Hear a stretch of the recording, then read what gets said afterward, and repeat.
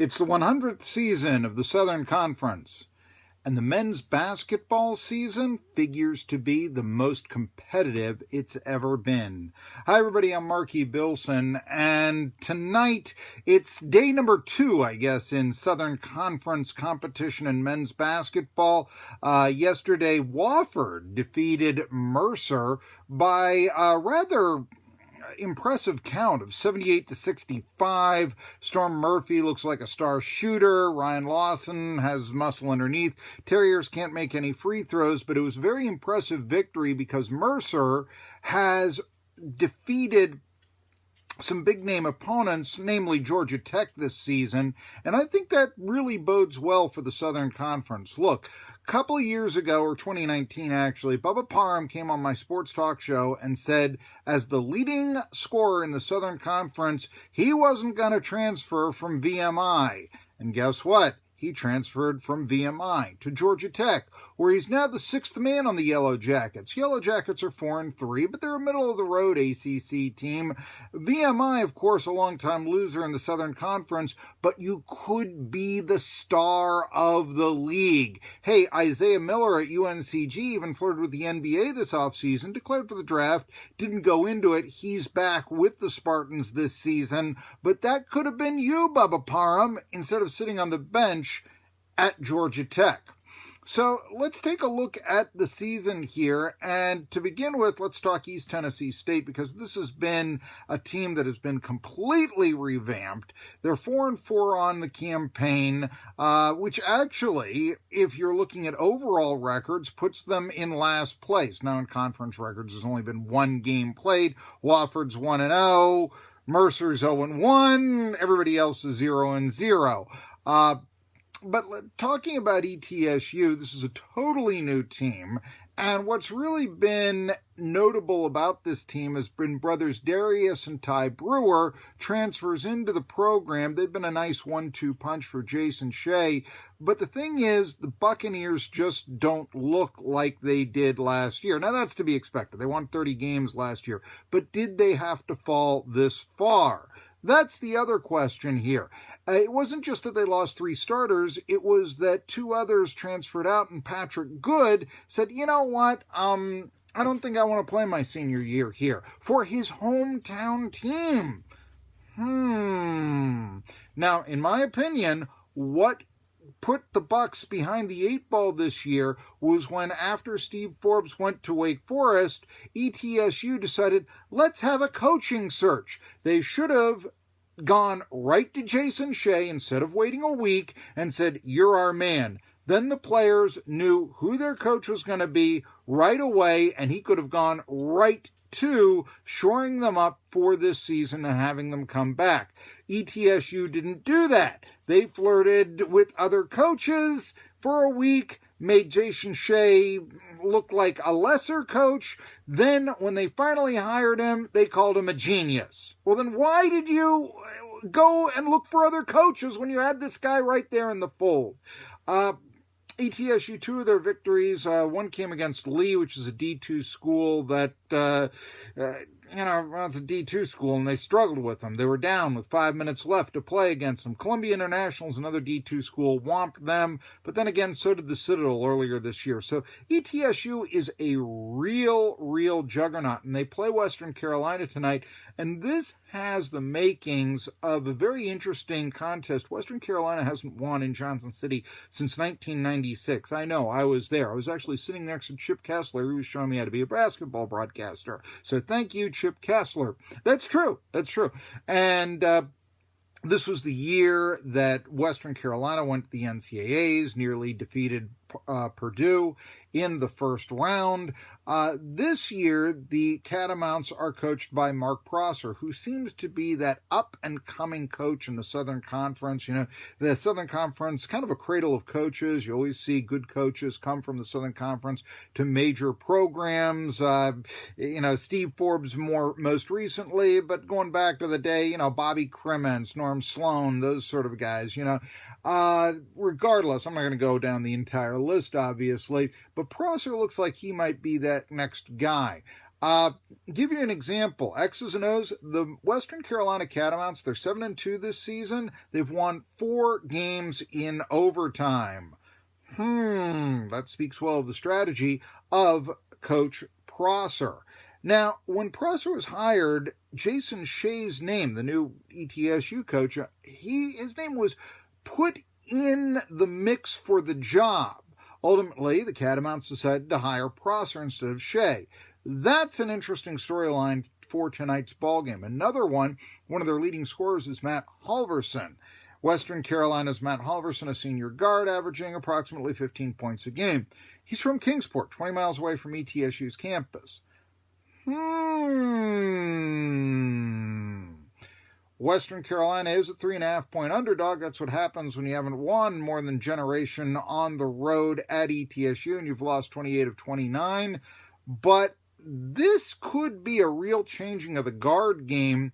It also could be a real statement game within the Southern Conference. Few times do games in December mean this much in college basketball. Very interesting. By the way, I've got Glenn Doan saying, let's talk some Tennessee basketball. No, let's not. Let's not. That's Knoxville. We're in the Tri-Cities. Let's not.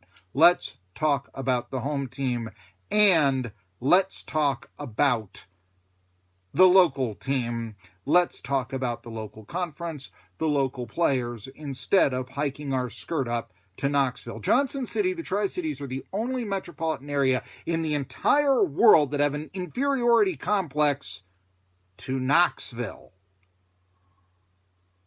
which in itself is a place that you have to go to Gatlinburg to have a good time. So, yeah, what the heck.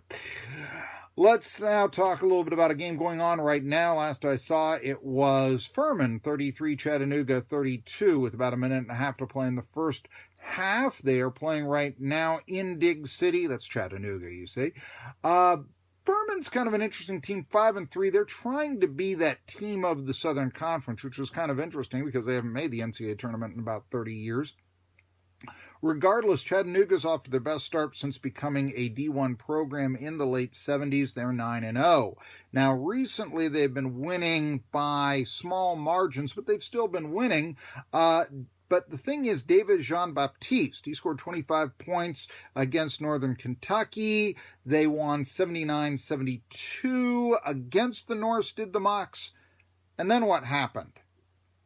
He quit the team, went in the transfer portal, and although the Mocs keep winning, last week they defeated Tennessee State 66-63. It's a 3-point victory for a 9-0 team against a 1-4 team. Still, though, I like the Mocs, and the reason why is Lamont Paris, their head coach, has them playing good fundamental basketball. Fewer than 1 out of every 5 possessions Chattanooga has this year has resulted in a turnover. That's a big reason why they are winning. Can they win the conference tournament without David Jean-Baptiste? That's the question. Now, Furman, that's an interesting team. Like I said, they're trying to be that year-in, year-out team that maybe Wofford is right now. Maybe it's UNCG. More about them in a sec. But aside from an 87-71 loss to Winthrop, Furman's lost close, and they've lost to big-time teams, Alabama and Cincinnati. They've routed the rest of the teams on their schedule, with the exception of Flagler, which is 86-81. They got 4 players averaging double digits. So Furman's going to be a tough team this year. I just think Chattanooga at 9-0, and yeah, some of their victories have been against tomato cans, but I think they're going to be a competitive game. I saw the spread was 8.5 in favor of the Paladins at Chattanooga. I know the Paladins have taken 8 in a row from the Mocs, but that seemed like too high of a number for me. So, just saying. Anyhow, let's take a look at the other games. VMI Samford. The military schools in the Southern Conference both are going to shoot a lot of threes this year.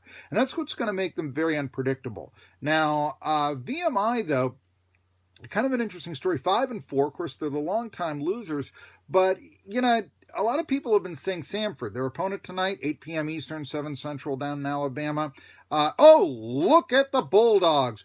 Bucky McMillan from the high school. He's got them playing well. Oh, boy, they almost beat Georgia, and they almost did. They were leading with 2 minutes to go against the Bulldogs. Two teams named the Bulldogs, okay, and Georgia's 7-0 this year.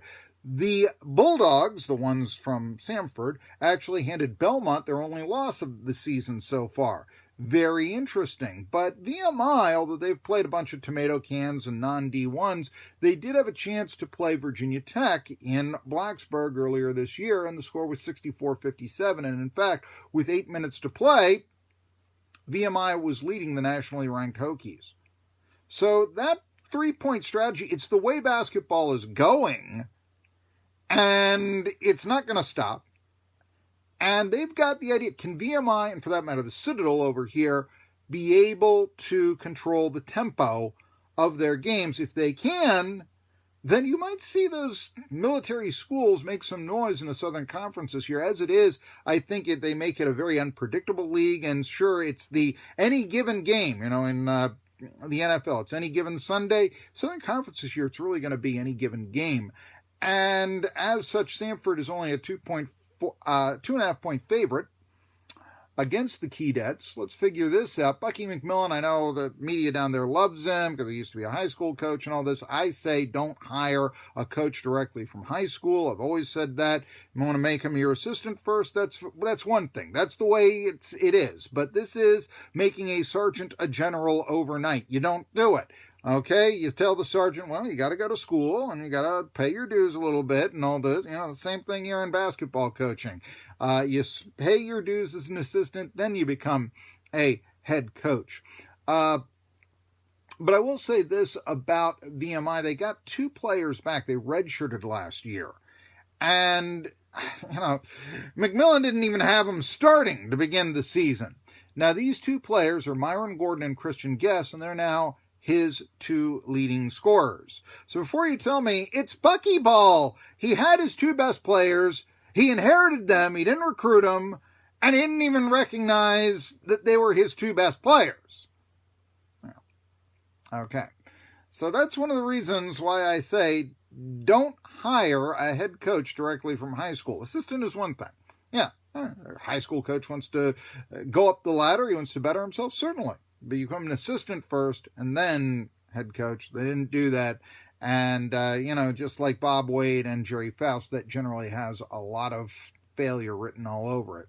A lot of people have not been talking about UNCG. That to me is very surprising.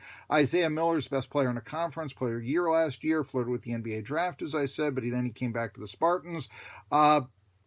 You look at UNCG, they're 5-3, which isn't a great record, but it's one of the winning records of the Southern Conference. Here's a little stat.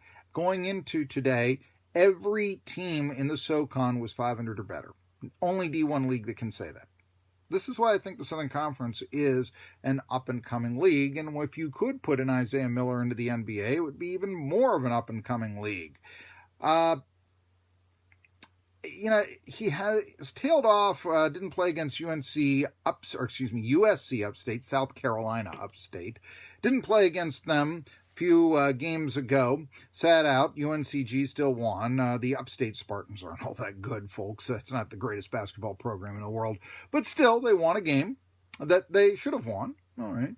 But in the sort of demise of Miller, he hasn't scored 20 points in the last 3 games. Other scorers have picked up the slack for him, for the Spartans. Most notably, according to SoCon John Thompson, is Kyrie Thompson, who came up big against UNC Upstate. He was their leading scorer. He's a sophomore forward, and SoCon John Hooper thinks that Thompson's the best player the most improved player, perhaps, in the SoCon.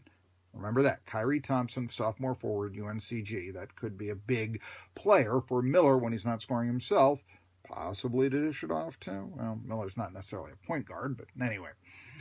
Citadel, like I said, shoots a lot of threes. Now, Duggar Baucom's played that high-tempo style before. Citadel's 7-0. They're saying it's the first time in 100 years it's the first time since before the Southern Conference that they are undefeated this late in the year. But remember, they've played 4 non-D1 schools. The D1 schools they've played haven't been all that good, but they've beaten them. And they've done it by high tempo, a lot of threes. 6 of the 7 games that the Bulldogs have played, 89 points or more. However, we've seen this act before from Duggar Bauckham, which is a little bit why he's on the hot seat down there in Charleston, because oftentimes the Bulldogs in their non-conference competition do play that high tempo, a lot of threes style, and then it comes down to the SoCon, and they're playing the other team's game. So that's the problem. Here's the thing, though, about the Citadel. I noticed this when looking through their schedule. They haven't played a whole lot of good teams, at least not D1 teams, but Columbia International, or D2 school, and the Citadel handed them a 96-57 defeat. Columbia, you see, Columbia, South Carolina. Okay, that's where Columbia International is. Okay, so Citadel beat them 96-57. Well, ETSU played them earlier in the year too. ETSU beat them 96-54. Very comparable score. Mercer, who defeated Georgia Tech, played Columbia International. They won 88-62. So the Citadel's victory by certainly just the scores was as impressive as ETSU's, save for 3 points, and even more impressive than Mercer's. Head-to-head competition mean anything to you? Kind of an interesting thing. Boils down to this. In the Southern Conference this season, and I've said this earlier, I think every game, you're not going to know who's going to win. It's not going to be one of these things where last year it's, ETSU VMI, sure, okay, that's going to be a real close. This is the year that 3-point style could get the victory. SoCon tournament in Nashville ought to be great. Question is, will we finally get 2 bids out of the Southern Conference? It should have happened before now, but I think the SoCon is the up-and-coming league in college basketball, and it's only a matter of time. Hopefully. Of course, the problem is, college basketball, NCAA, it's still controlled by the big conferences. On any given year, it's a long shot. Folks, if you like what I have to say, please hit the like button on YouTube. Also, subscribe to my YouTube channel. You'll get videos like this all the time. We're putting up all sorts of archives of my former sports talk show. So until next time, I'm Marky Billson.